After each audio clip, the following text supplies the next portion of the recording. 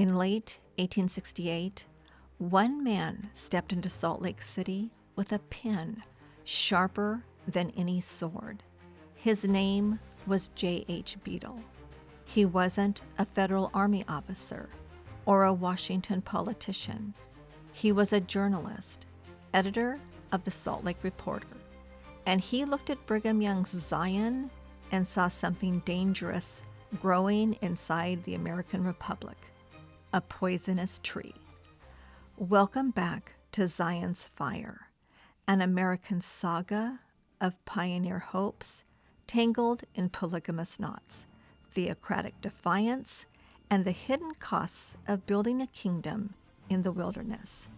Today, we're stepping outside the usual pioneer journals and into the world of one of Mormonism's sharpest contemporary critics, J.H. Beadle.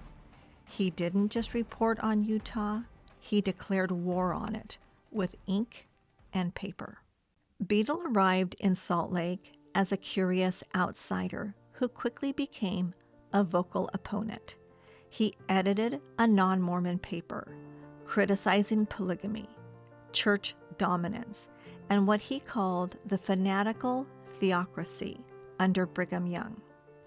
His criticism came at a personal cost. In late 1869, while in Brigham City, Beadle was brutally assaulted by a group of local Mormons. The beating was severe. He lost an eye. His newspaper office was damaged, and publication had to be suspended. Weeks later, still recovering, he recounted the unpleasant experiences to Eastern papers. An artist rendering of the Mormon assault on Beadle later circulated, turning the incident into a national symbol of the dangers journalists faced in Utah Territory. The assault was not a minor scuffle. It was a life-altering act of violence that left Beadle permanently disfigured, and it only deepened his resolve. Fueled by that experience, Beadle poured everything into two major works, Life in Utah, or The Mysteries and Crimes of Mormonism, in 1870, and Polygamy, or The Mysteries and Crimes of Mormonism, in 1882. These weren't dry histories. They were exposés meant to shock America. Beadle painted a dark picture. Polygamy, he argued, wasn't just a religious peculiarity. It was a system that crushed women, families, and individual rights. He detailed what he called theoretical polygamy from Joseph Smith, introduced secretly in Nauvoo through private teachings and a smaller number of carefully guarded plural marriages, and the practical polygamy that flourished under Brigham Young, which included young brides, economic strain on households, and a culture of obedience that he believed destroyed domestic happiness. But Beadle went deeper. He warned of secret oaths and temple rites, the endowment ceremonies with their covenants of absolute loyalty to the church and its leaders, accompanied by dramatic, symbolic penalties of death, like mimicking to slit your throat from ear to ear, representing the severe consequences of revealing sacred secrets or breaking covenants.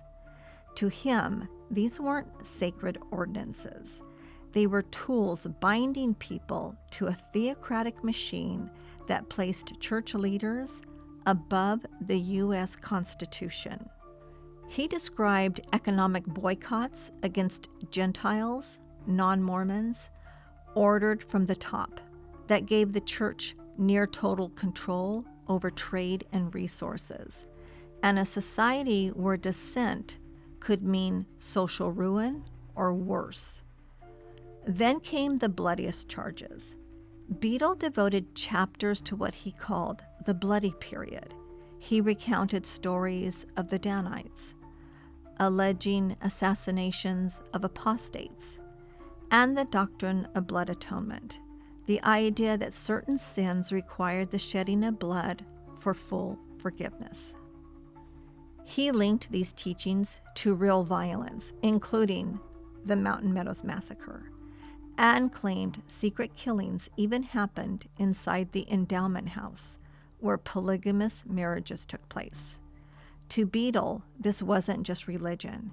It was a fanatical theocracy, a poisonous tree planted right inside America, plotting against the Republic and crushing the individual under the weight of prophetic authority. Beadle framed it starkly. Americans tolerated nearly every form of Protestantism, but Mormonism was different. It was a blend of religion, politics, and power, which took it out of the sphere of ordinary religion. It was a kingdom within a kingdom, Brigham Young's kingdom. And what Brigham Young said demanded total loyalty. Beadle saw a poisonous theocracy. The saints saw a refuge and a covenant people. The saints saw themselves not as tyrants, but as persecuted pioneers building Zion against overwhelming odds, fleeing Missouri, Nauvoo, and then facing Johnston's army. In the end, Beadle's, along with numerous other accounts, congressional testimonies, and journalist investigations, played a significant role in shaping the national perception of Utah. His reports amplified the public outcry against polygamy and ecclesiastical power that ultimately forced major changes. The 1890 Manifesto, issued by Wilford Woodruff, officially suspended plural marriage, paving the way for Utah's statehood in 1896. Brigham Young's vision of an independent Deseret, a semi-autonomous Mormon kingdom where polygamy could flourish, was ultimately defeated.